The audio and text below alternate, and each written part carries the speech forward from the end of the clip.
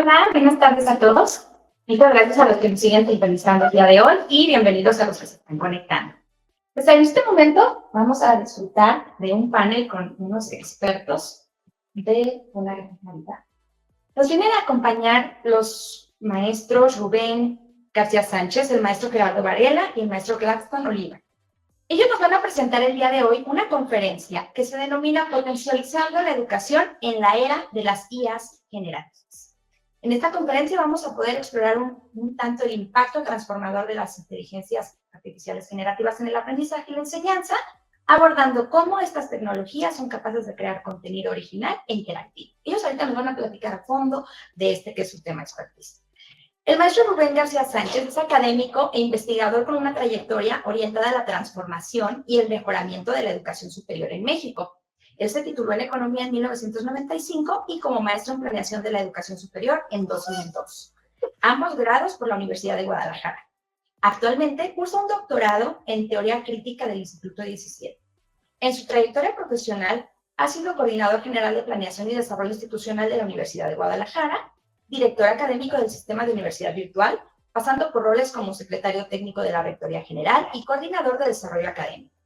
Actualmente es coordinador de enlace con la Red Universitaria para la Calidad y el Éxito Estudiantil en UDG Plus. Como profesor investigador, ha impartido materias como Sociología y Teoría del Estado, además de publicar una variedad de textos y artículos en temas diversos como cultura política, violencia y enseñanza remota. Ha participado en coloquios y seminarios contribuyendo a la discusión intelectual y al avance del conocimiento en ámbitos que van desde el totalitarismo hasta la innovación educativa. Bienvenido, maestro Rubén. Muchas gracias. El maestro Gerardo Varela tiene un reconocimiento de perfil PRODEP y 26 años de experiencia en la gestión de ambientes virtuales de aprendizaje. Ha concluido los créditos del doctorado en sistemas y ambientes educativos.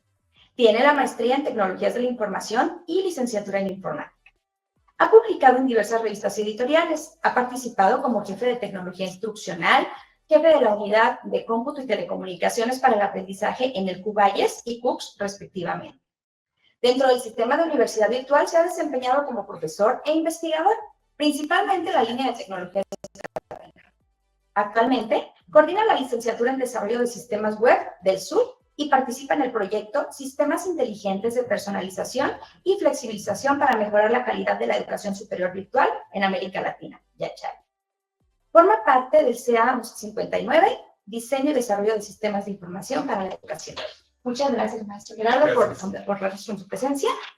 Finalmente, el maestro Gladstone Oliva es ingeniero de software, doctorante en Sistemas y Ambientes Educativos y maestro en Tecnologías para el Aprendizaje. Cuenta con 25 años de experiencia en el diseño y programación de aplicaciones comerciales y educativas. Se ha desempeñado como capacitador y consultor para empresas e instituciones universitarias, en donde ha desarrollado proyectos de innovación y desarrollo tecnológico. Es creador y programador de Yolongo Offline Module Client. Actualmente desempeña sus funciones como director de tecnologías y profesor titular del Sistema de Universidad Virtual de la Universidad de Guadalajara, siendo miembro del Cuerpo Académico de Diseño y Desarrollo de Sistemas de Información para la Educación, en donde ha participado en proyectos de investigación y varias publicaciones. Bienvenido. Muchas gracias a los tres y bueno, pues entremos en materia para disfrutar de esta conferencia. Bueno, pues muchas gracias a todos los asistentes. Nos da mucho gusto que estén interesados en esta temática tan en boga. Y pues nos gustaría iniciar un poco esta conversación que vamos a tener y un poco para que tengamos una idea de qué magnitud tiene este tipo de tecnologías de IA generativas dentro de la sociedad. Para ello, por favor, si me pueden apoyar con la presentación, si es con la siguiente diapositiva. Bien, aquí estos datos son de inicios de este año, ¿sí? De marzo aproximadamente, y aquí podemos observar que en cuanto a qué tipo de adopción se ha hecho dentro de diversas organizaciones, vemos un crecimiento, vemos 2 puntos grandes de crecimiento. El primero, en 2017, que pasó de 20% a 47%, y después la diferencia entre 2023 y 2024, que el 55 pasó a 72. Es decir, organizaciones que han adoptado IA en por lo menos una de sus operaciones de negocio, ¿sí? Y un poco más abajo vemos cómo de 33 pasó a 65 en términos de uso de IA generativa. Esto nos muestra precisamente este gran auge que estamos teniendo en nuestros tiempos y que todo viene de una aplicación que en noviembre de 2022, que fue ChatGPT, empezó con su demo y que a partir de ahí hemos tenido un desarrollo muy grande. Después, fíjense muy bien también en esta, vemos cómo se está usando en diversas organizaciones en términos de su ámbito. Por ejemplo, en marketing y ventas hemos tenido un 16% de adopción en cuanto a cómo generan contenido en sus estrategias. Siguen en un 10% el diseño y desarrollo, en un 7% chatbots que ayudan hacia ayuda de soporte técnico, en un 15% en marketing personalizado. Bien, vamos a pasar a la siguiente diapositiva para que sigamos viendo esta magnitud. Ok, esta diapositiva nos muestra cómo se está usando en términos de operaciones según qué puestos se tienen en estas empresas, ¿no? En forma genérica podemos decir que existe un promedio de 8% en 2023 y un 13% en 2024 de personas que están usando esto en forma continua en su trabajo. Y de ahí va reduciéndose, ¿sí? O más bien aumentando en el sentido de personas que usan tanto en su trabajo como en su vida diaria. Si se fijan, en 2023 tenemos 14 y en 2024 tenemos 26. Y aquellos que nada más en su vida diaria usan, tenemos en ambas 16. ¿Qué nos dice este tipo de gráficos? Este tipo de gráficos nos dice en que aquellas personas que se están desarrollando en IA generativa están aprendiendo cada vez más y va creciendo su uso y que también tenemos una gran oportunidad de empezar a reducir más esta brecha, ¿sí? Porque finalmente este tipo de usos nos van a apoyar en todas nuestras profesiones. Siguiente, por favor. Muy bien. Esta nos dice también gran parte de cómo se está creciendo exponencialmente. Aquí, por sector, podemos observar cómo existen empresas que están adoptando, personalizando o desarrollando, gracias a IA generativa, sus propias aplicaciones para su sector de negocios. Empezamos con aquellos que tienen que ver con energéticos, con materiales en un 60, que están haciendo gran personalización de todas estas ideas generativas, y un 40 que lo usan, pero quizás no lo están personalizando. De ahí seguimos con tecnología en 56 y 44, y en telecomunicación 54-46. Se fijan, hay una pequeña variación, pero esto nos dice que casi todos los negocios en distintos rubros están haciendo uso de diversos aspectos de programación que ahora este tipo de tecnologías nos están permitiendo usar. Siguiente, por favor. Bien, aquí vamos a entrar en términos ya más que van orientados hacia educativos, que es propiamente objetivo de este evento, en donde vamos a ver cómo se está avanzando en la investigación. Primero, a mí me gustaría comentar que este artículo fue el que detonó este gran auge. Y es este documento que define la arquitectura de transformadores que gracias a ella se pudieron hacer las IAs generativas, ¿sí? Primero se usó para traducir idiomas, ¿sí? Esta arquitectura nació precisamente para empezar a mejorar los sistemas de traducción, y de ahí se han adoptado en diversas aplicaciones que, como hemos estado viendo, han inundado toda nuestra sociedad. También podemos observar, siguiente por favor, que gracias a todo esto, la producción científica ha aumentado de manera exponencial. Primeramente, podemos ver en este gráfico que está a su izquierda que existía un crecimiento, digamos, constante, pero que a partir de 2017 se disparó, ¿sí? Y precisamente toda esta producción tiene que ver con cuestiones de inteligencia artificial, ¿ok? ¿Se fijan? En artículos es donde predominan, en journals, es donde predomina la mayoría de este tipo de publicaciones que tienen que ver con estas IAs y cómo a partir de 2020, 21 y 22 creció de una manera muy significativa. También esto tiene que ver en journals, ¿no? Pero en todo el mundo observamos el mismo fenómeno, en donde a partir de 19-20 empieza un crecimiento muy grande y que hemos crecido gracias precisamente a empezar a desarrollar investigación en esta área. Siguiente, por favor. Bien. Gracias también a que muchas universidades se han dedicado a investigar en estas áreas, es que las universidades también llevan cabeza en este tipo de publicaciones, ¿ok? Entonces, tenemos que un 81% de ellas provienen de universidades, de ahí casi un 8% también es parte de industria, casi un 7% en gobierno y casi un 3% en organizaciones que no tienen fines de lucro, ¿no? Poco menos de 2, otro tipo de organizaciones, pero bueno, veamos esa brecha. Nosotros como educadores estamos avanzando muy en este tipo de tecnologías. Bien, en esta siguiente vamos a ver ya aquello que tiene que ver con diversas áreas geográficas o diversos dominios, digamos, de territorio.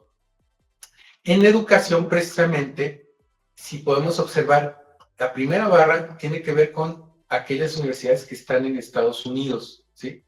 Ellas tienen o dominan casi un 76% de estas publicaciones que están muy empatados con Europa, ¿sí? Aquí, en cuestión de educativa, las universidades de China llevan un poquito más de ventaja con un 6% más.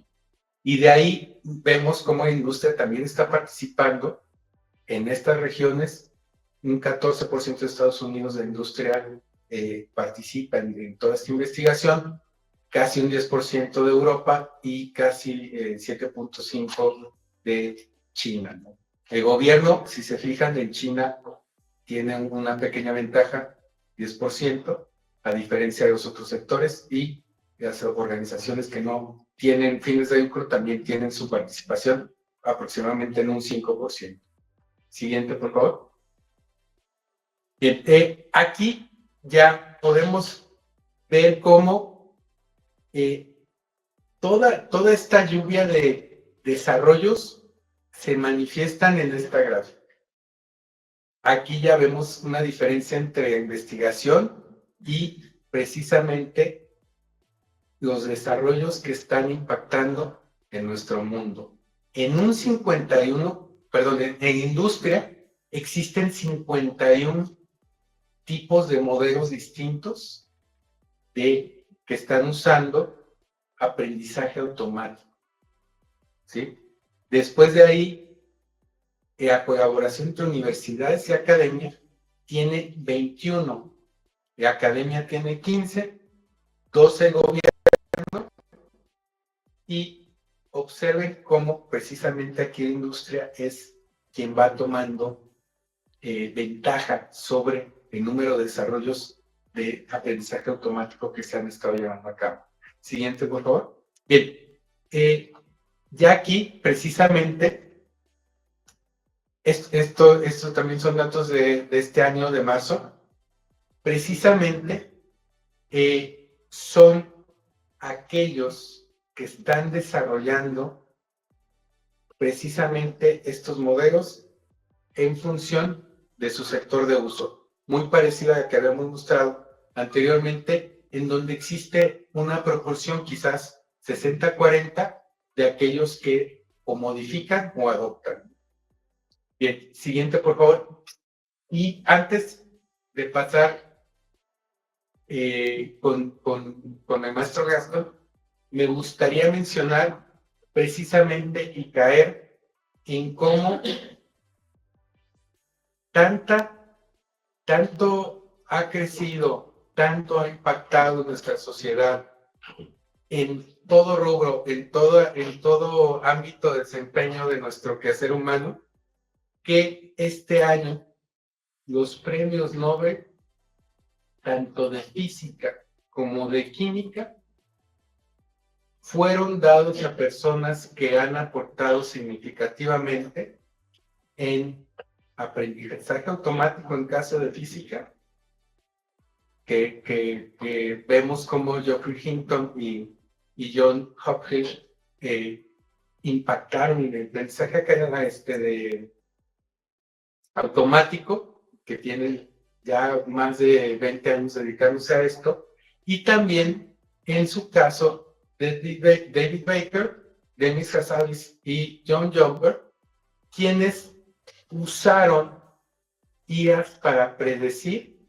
y para diseñar proteínas. ¿Okay? Entonces, que la ciencia, que la educación, que la industria está siendo dominada y desarrollada por esta gran innovación que nos impacta desde hace más de 2 años de forma muy significativa. Entonces, el maestro Gastón. Siguiente. Muchas gracias. En el sector educativo, que es donde pues prácticamente estamos involucrados, yo creo la mayoría de los presentes, hubo una transición que partió de una prohibición temprana, o sea, las varias instituciones educativas incluso eliminaron de la posibilidad de conectarse a sus redes, prohibieron explícitamente a los estudiantes que usaran este tipo sobre todo las textuales en un inicio, como ChatGPT, por ejemplo, ¿no? Prohibieron las inteligencias artificiales generativas, sobre todo por la preocupación de que pudiera usarse para hacer trabajos no originales, de que los estudiantes lo pudieran usar para hacer plagio, por ejemplo, de que la información con la que estuvieran contando no fuera una información válida, una información correcta. O sea, tampoco es que las universidades hubieran exagerado en un inicio muchas de estas plataformas que contaban con lo que la empresa, la industria productora, denominó alucinaciones, ¿no? Que era una manera bonita de decir que estaban mintiendo o que estaban dando información falsa. Y pues sí, se pudo ver una proliferación, por ejemplo, de trabajos citados por parte de los estudiantes que no existían, o sea, estaban en la bibliografía, pero realmente cuando uno trataba de buscar el trabajo no existía. Por ejemplo, cuando les mandaban a hacer un resumen de una determinada obra literaria, entonces de pronto el trabajo hablaba de pasajes que no estaban en la obra, no existían realmente en la obra original. Y por supuesto esto implicaba un riesgo, o sea, no es tampoco decir que estas prohibiciones se debieron al temor que el sector educativo le tiene a las nuevas tecnologías o a la resistencia al cambio, sino lógicamente a la preocupación de no solo del uso indebido, sino de la seguridad de la información o la precisión de los contenidos, ¿no? Si nos acordamos, hace, bueno, lo que ya está un poco más viejito, cuando empezó Wikipedia en 2021, 2022, por ahí, digo 2001, 2002, por ahí, pasó algo similar. O sea, la academia tuvo una reacción de que a los estudiantes no van a hacer el estudio de la misma manera, van a encontrar la información ya resumida que se puede encontrar en Wikipedia, o sea, se está disminuyendo la calidad de lo que estamos hablando, pero aquí hay una diferencia. Wikipedia sí creció, lógicamente también bastante rápido, pero con tecnologías como por ejemplo ChatGPT de OpenAI, vimos que en menos de 5 días, en 4 días y tanto, alcanzó 1 millón de usuarios, ¿no? En este momento se supone que debe tener cerca de 180 millones de usuarios que lo están usando con determinada regularidad. Lo que teníamos como referencia del crecimiento de una aplicación al llegar al millón, no sé, lo más cercano hasta ese momento había sido Instagram, que tardó más de 2 meses y medio incluso en alcanzarlo, ¿no? Entonces, por suerte, yo creo que en un ejercicio que es muy significativo y que en muchas ocasiones no ocurre, creo que las instituciones reaccionaron de una manera muy rápida, ¿no? O sea, muchas veces se dice que el sector educativo, el sector de la educación tarda mucho más que la industria en reaccionar ante las nuevas tecnologías, con la capacidad de aprovecharlas, y yo creo, bueno, de hecho este evento es una muestra de lo rápido que se ha reaccionado. Yo creo que eso a mí me parece sorprendente y positivo, por supuesto. Yo creo que se reaccionó y sobre todo se adoptó una postura que a mi juicio es sumamente positiva, que es eliminar gran parte de estas restricciones. Siguen siendo en muchos lugares, o siguen incluso, por ejemplo, instituciones educativas que no tengan una política, pues bueno, a veces eso se queda como en manos de los profesores de lo individual para poder decir si se permite o no se permite, pero yo creo que esfuerzos como este, como el de Recrea, por ejemplo, demuestran que hemos reaccionado rápido. O sea, que hemos reaccionado, yo creo que más rápido que nunca ante un cambio tecnológico tan importante. Y sobre todo nos hemos dado cuenta que no es algo pasajero, es algo que llegó para quedarse, es algo que nos va a acompañar no solo en la educación, sino en toda la vida, y que lo único que va a hacer es crecerlo. Eso quiere decir que se dejó de ver como una amenaza y que lo estamos viendo como algo que nos puede otorgar beneficios.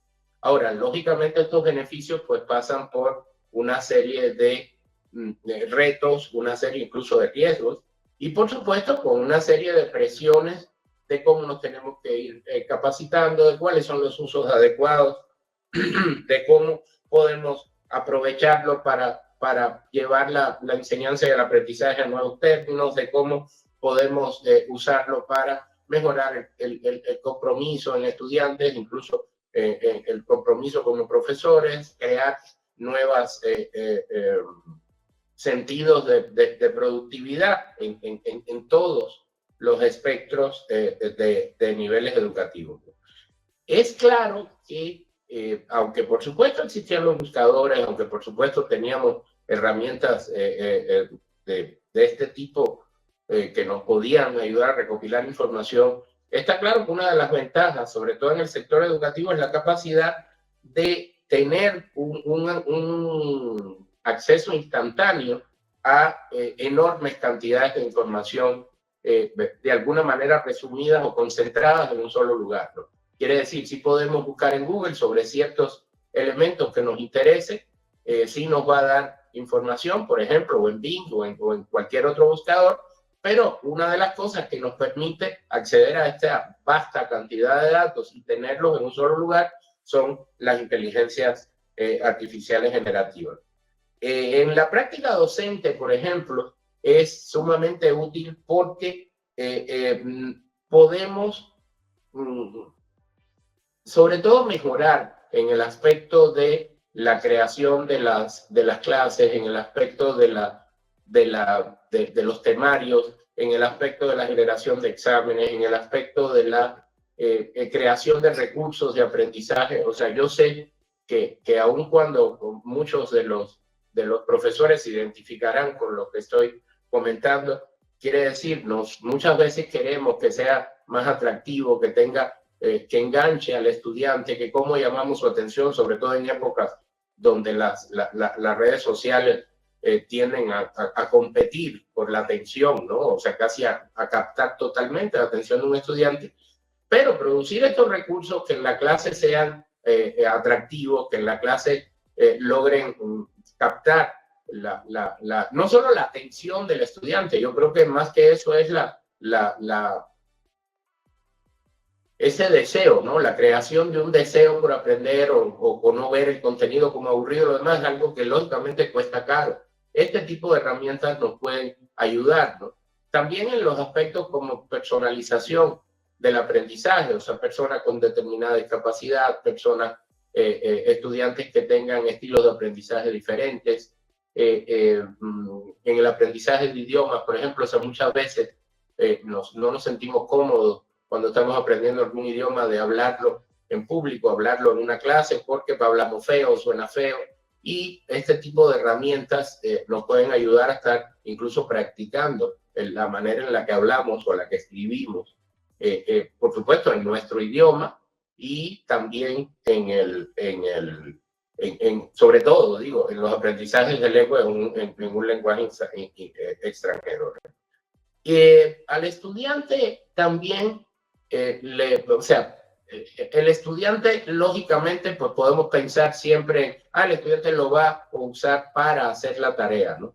Yo creo que en eso también implica un cambio en nosotros como docentes y nosotros como profesores, porque muchas veces el estudiante recurre a hacer una tarea, ya sea buscando Wikipedia, por ejemplo, que era el riesgo del que hablaba antes, con el temor ese inicial de la educación, sino sobre todo en el sentido en el que no le resulta motivador o no le resulta interesante la manera en la que adquiere o en la que practica esos contenidos, o no le ve utilidad, muchas veces no le ve relación, aún cuando tenga ya una idea de que quisiera seguir estudiando en la universidad o que quisiera tratar de conseguir un trabajo, no le ve una relación con a los contenidos, con la vida, o como la quiere desarrollar, el proyecto de vida como quiere desarrollar.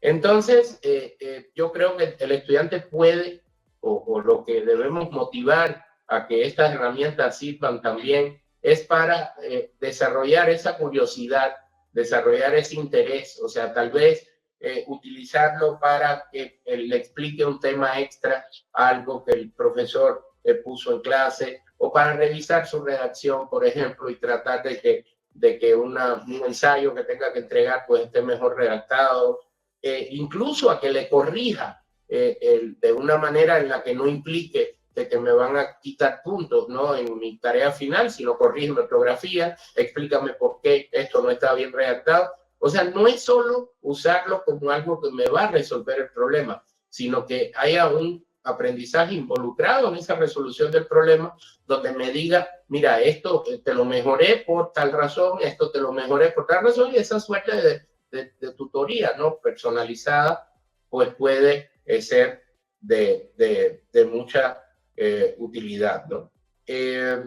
Yo creo que precisamente el uso de estas tecnologías en la educación, tanto para los profesores como para los estudiantes, como incluso para los gestores que pueden utilizar la herramienta, incluso para los profesores que pueden utilizar la herramienta para el procesamiento de grandes datos, por ejemplo. Sino, o sea, quiere decir, estas analíticas que vemos donde al tomar datos de los estudiantes, lógicamente, pues, lo sabemos, las aulas son grandes, no podemos tener una atención focalizada en un estudiante a veces, y a través de la recopilación de determinada información, que por supuesto se convierte en grandes cantidades de datos, se pueden detectar patrones. No, la sigue. se pueden detectar patrones, se pueden generar nuevas ideas de investigación, se pueden, sobre todo, tratar de que el estudiante, de que los estudiantes sientan que no hay una sola manera, ni una manera de memorizar, de una sola forma sino que con sus características, ya sean características personales respecto a la manera en la que prefieren aprender o características en las que por alguna cuestión física o motriz tengan, se puede lograr sin necesidad de tener a lo mejor ni que involucrar psicólogos, que puede ser difícil, o de patólogos o incluso pedagogos. El propio maestro puede hacer algo que era impensable hasta hace poco, que es actuar como un gran equipo de trabajo y lógicamente hacer una inversión muy grande para poder personalizar el contenido. Yo creo que es una de las ventajas principales, ¿no? Por supuesto, sabemos que conlleva riesgos, sabemos que para poder usarlo así bonito como estoy diciendo, pues lleva un desarrollo de determinadas habilidades y determinadas competencias, sobre todo de pensamiento crítico, pero Rubén, el maestro Rubén les va a comentar mucho más sobre esta onda muy optimista, ¿no? que yo estaba tratando. Bueno, directamente ahorita, antes de pasar, Rubén, yo quiero que nos llevemos estas dos diapositivas rápidamente en función de una reflexión y un pensamiento prospectivo. En esta diapositiva vemos tres barras, una en azul, una en naranja y una en verde. La de azul era el riesgo de automatización en el año 2013 de determinado sector, y en naranja es el riesgo de automatización de esa función después de que aparecieron IAs generativas en 2023. Entonces, la diferencia, por ejemplo, del primero es de ámbito educativo y de formación, en donde antes existía un riesgo de automatización de 15% y después subió a 54%, siendo esta barrita verde nos muestra el tamaño de este sector en todo el mundo, que es 4%. Eso por nombrar el primero. Y el más impactante tiene que ver con el soporte de oficina, es decir, todas aquellas personas que trabajan ayudando en una oficina, ya sean con distintas funciones. Fíjense que su riesgo de automatización de esas funciones en 2013 era de 66% y a partir de 2023 de 87%. Y hay un 9% de la población mundial que se dedica a estas cosas, ¿ok? Entonces, y aquí viene otra gráfica en donde vemos que en función del grado educativo, en 2016 existía este riesgo de automatización por tu grado de estudios, ¿sí? Primeramente, aquellos que no tenían una educación formal, después aquellas personas con bachillerato, y así iba subiendo hasta maestría, doctorado. Bueno, después de 2023 se invierten estos grados o riesgos de automatización en función de tu formación académica. Si se fijan, pasó el primer lugar, o más bien el que tiene menos riesgo de automatización, aquellos que no tenían una educación formal. Esto, más allá de alarmarnos, tiene que ponernos a pensar en como educadores qué vamos a hacer para que cambiemos y transformemos las competencias en función de que estas tecnologías no vayan a afectar de una forma tan, digamos, estrepitosa nuestras funciones como seres humanos. Y el paso al maestro Rubén. Gracias. Sí, la siguiente. Sí, bien. Todavía más adelantito. Sí. Ahí. Sí, bueno, igual, la siguiente. Bueno, a mí me gustaría tocar un tema también relacionado con todo esto que ya se ha venido diciendo y que, bueno, pues tiene que ver, pues en educación básica, pues, ¿qué tiene que ver la inteligencia artificial actualmente, no? Y bueno, pues sabemos que es una herramienta que es muy prometedora, ¿no? Que puede permitir el desarrollo del pensamiento crítico si se utiliza de una manera adecuada, ¿no? Y bueno, pues también sabemos que, bueno, pues los desafíos de la era digital no son pocos, empezaron desde hace mucho tiempo, no empiezan con la inteligencia artificial, que tiene ese despegue que ya se venía diciendo desde 2017 y que se acentúa el año pasado, ¿no? Que es cuando realmente pues empieza a haber un crecimiento exponencial de las aplicaciones de inteligencia artificial en el mundo y en la educación. Y bueno, pues otro de los fenómenos que Internet nos ha dado y las tecnologías digitales nos han dado es el de la desinformación. Y bueno, pues como instituciones educativas de diferentes niveles educativos, tanto educación básica, educación media, educación superior, etcétera, bueno, pues es algo que no puede pasar desapercibido para nosotros. La que sigue. Y bueno, pues vamos a comentar un poco nada más rápidamente este concepto de POD, se llama regímenes de verdad, ¿no? Un régimen de verdad es algo que se construye en relación con el poder, ¿no? Hay poderes que buscan establecer ciertas verdades como únicas, como inmutables, ¿no? Y bueno, pues eso es algo que pasa en las redes sociales y ahora hablamos de la posverdad y hablamos de que ya no hay verdad, y hablamos de que, bueno, pues todo esto se está normalizando, que ya tenemos que acostumbrarnos, ¿no? A que bueno, ya no tenemos forma de acceder a la verdad, ¿no? Pero pues no es tan cierto. Siempre han existido regímenes de verdad, no es algo nuevo, ¿no? Han existido en el siglo pasado, han existido mucho antes que eso, ¿no? Y bueno, pero bueno, lo que sí es cierto es que hay muchos intereses que están buscando en producir ciertas formas de verdad para profundizar ciertas formas de poder, ¿no? Entonces, la que sigue, el poder de la inteligencia artificial en el desarrollo del pensamiento crítico es algo que nos puede ayudar aquí, pero también hay riesgos, ¿no? No nada más puede ser por ahí, pero podemos analizar una cantidad muy grande de información, ¿no? Podemos revisar rápidamente múltiples fuentes de información para contrarrestar los efectos dañinos, ¿no? De la posverdad, ¿no? Los efectos dañinos de las noticias falsas, ¿no? De las fake news, como se le llama, ¿no? Podemos encontrar ciertos patrones en la información que nos puede ayudar a analizar rápidamente informaciones que antes no era tan fácil comprender o analizar. Podemos generar simulaciones, ¿no? Podemos evaluar la información de una manera mucho más amplia de lo que lo hacíamos antes, ¿no? Y la inteligencia artificial, entonces, es una herramienta para el desarrollo del pensamiento crítico entre los estudiantes, si se sabe utilizar bien, si los enseñamos a usarla de manera adecuada, ¿no? Si desarrollamos habilidades claves en los estudiantes para que puedan analizar, identificar y procesar esas cantidades de información que están ahí y que muchas tienen intencionalidades que no son las más, digamos, legítimas tampoco o éticas, ¿no? Entonces,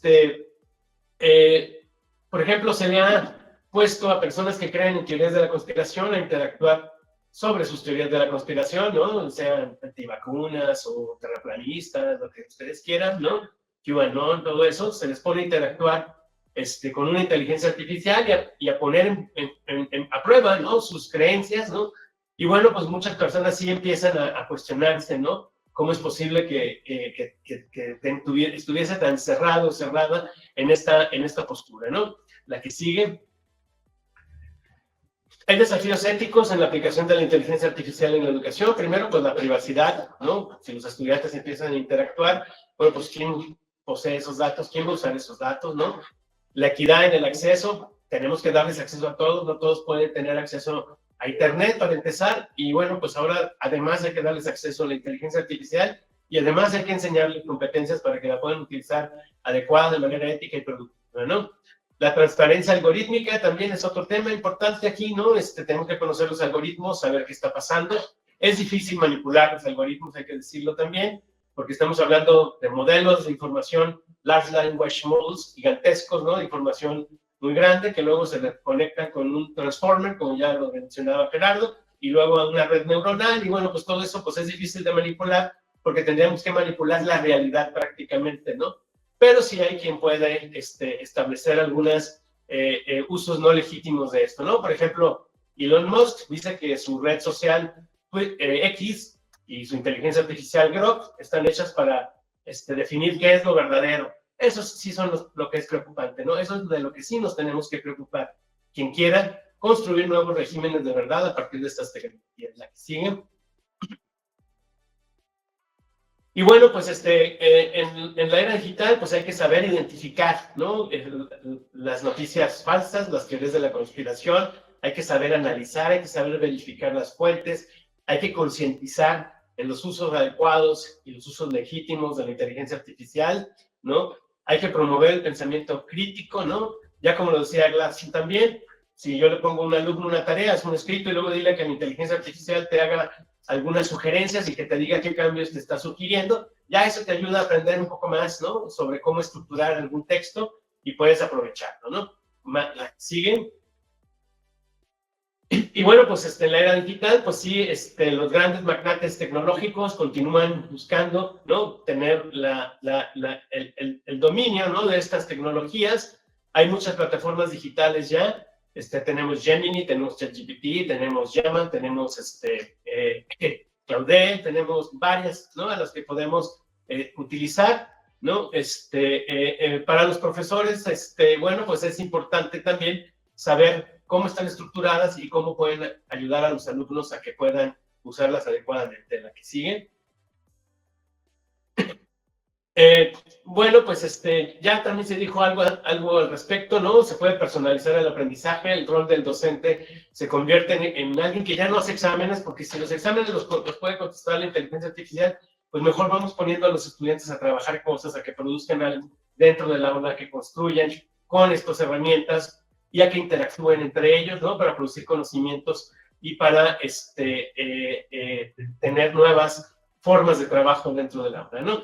El impacto de la inteligencia artificial es global. Todas las profesiones del planeta están cambiando. Por lo tanto, si nos dedicamos a enseñar a formar en las profesiones del planeta, tenemos que incorporar la inteligencia artificial en el currículum, tenemos que incorporarla necesariamente. La que sigue. Bueno, ya lo habíamos dicho, puede ayudarnos para discernir mejor las cosas a través de este tipo de elementos. La que sigue. Cómo abordar los problemas globales que nos están afectando, la violencia, ¿no? A nivel general, global, las guerras, el genocidio en Palestina, la desinformación que está en todas partes, ¿no? La crisis ambiental, que ya la vemos en todos lados, en los ciclones, en las sequías, en las inundaciones, etcétera, ¿no? Cómo empezar a desarrollar una mentalidad más vinculada a la sostenibilidad y una conciencia planetaria mucho más cercana a todos estos problemas globales. Bueno, pues también la inteligencia artificial nos puede ayudar a acercarnos y a ver diferentes enfoques de cómo abordarlos, también colaborativamente. Aquí lo importante es que los estudiantes no se queden con interacción con estos agentes no humanos, ¿no? Vamos a interactuar cada vez más con agentes no humanos. Hay que empezar a promover la interacción con los agentes humanos también y la colaboración y el trabajo colaborativo. Creo que es la última, si mal no recuerdo. Sí, y bueno, pues le dejaría ahí por si hay preguntas o algunas dudas de parte de quienes están del otro lado, ¿no? de nuestra pantalla.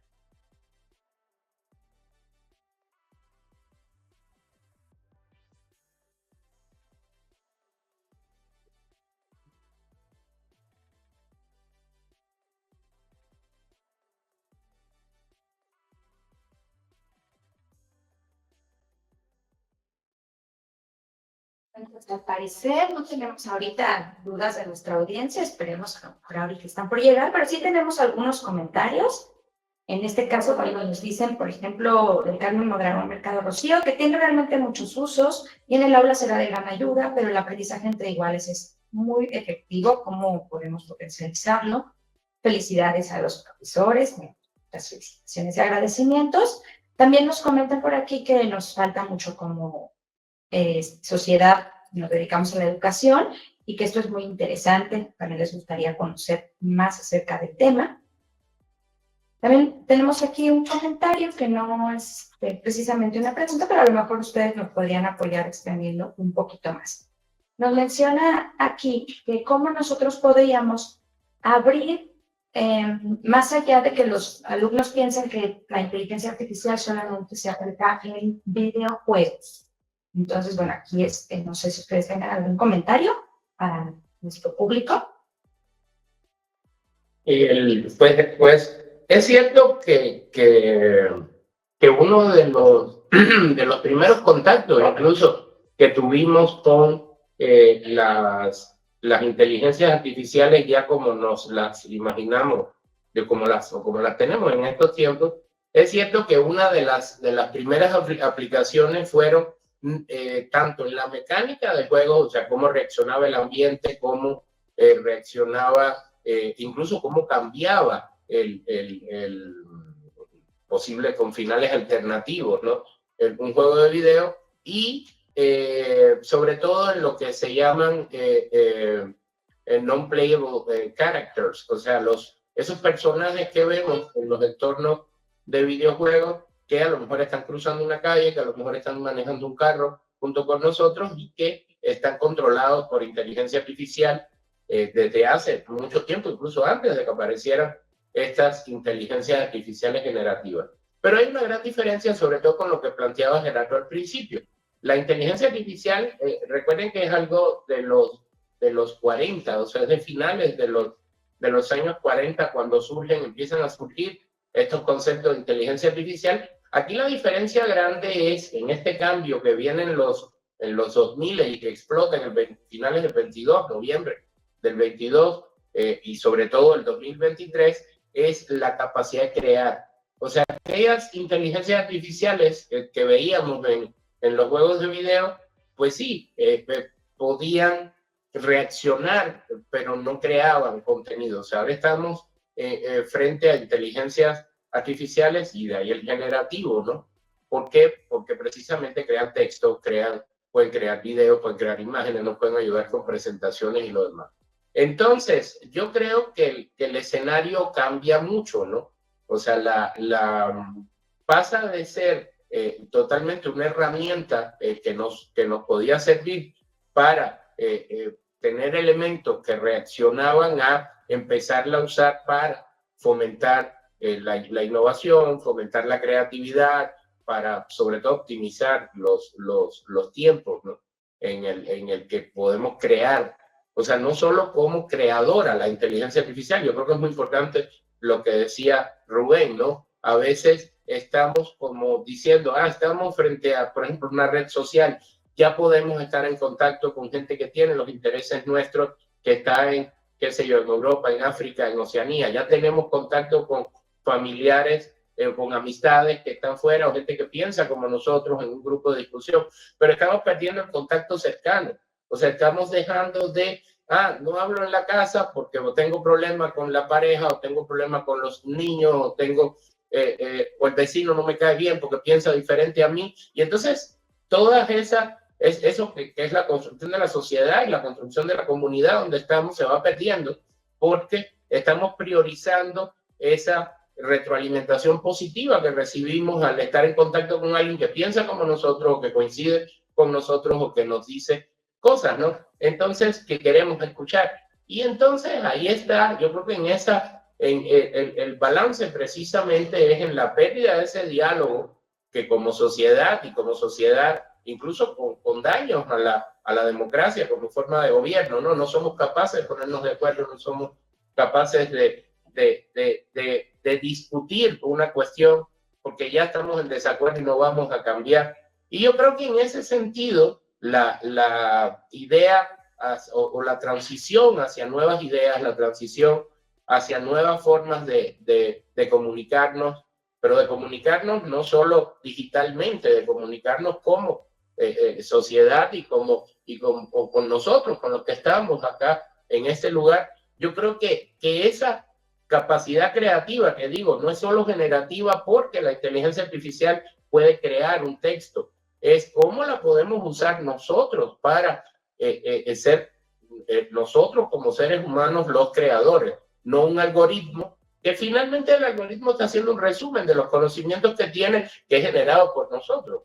O sea, quiere decir, el algoritmo aprende de los datos de entrenamiento que son lo que nosotros generamos, ¿no? A lo mejor aprender un poquito de ahí, decir, pues vamos nosotros a aprovechar este tipo de tecnología para ver nuevas formas de comunicarnos, y no digo comunicarnos como en el sentido de WhatsApp, sino comunicarnos en el sentido de ser capaces de discutir el tipo de sociedad que tenemos y lógicamente de construirla, ¿no? Muchas gracias.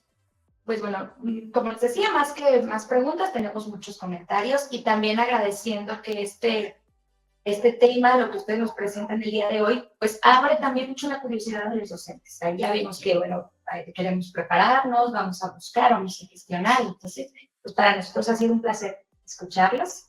Pues muy interesante y qué ganas de extendernos, ¿no? Tanto que hay que decir, pero lo bueno que todos los que nos están escuchando en este momento ya los conocieron, ya los van a seguir seguramente en redes. Y en este momento les voy a entregar un pequeño reconocimiento de parte de la Secretaría de Educación del Gobierno del Estado de Jalisco, que agradece su participación en este Congreso Recreacademy 2024 y por ser ponentes. Les extendemos las siguientes constancias al maestro Gerardo Alberto Varela. Muchas gracias, maestro, un placer. Al maestro Gladstone Oliva Núñez. Muchísimas gracias. Y al maestro Rubén Juan Sebastián García. Muchas gracias a ustedes. Y bueno, pues seguimos aquí en el escenario de proyectos integradores. En unos minutitos tenemos una temática más. Gracias a ustedes y continuamos. Muchas gracias. Gracias. Gracias.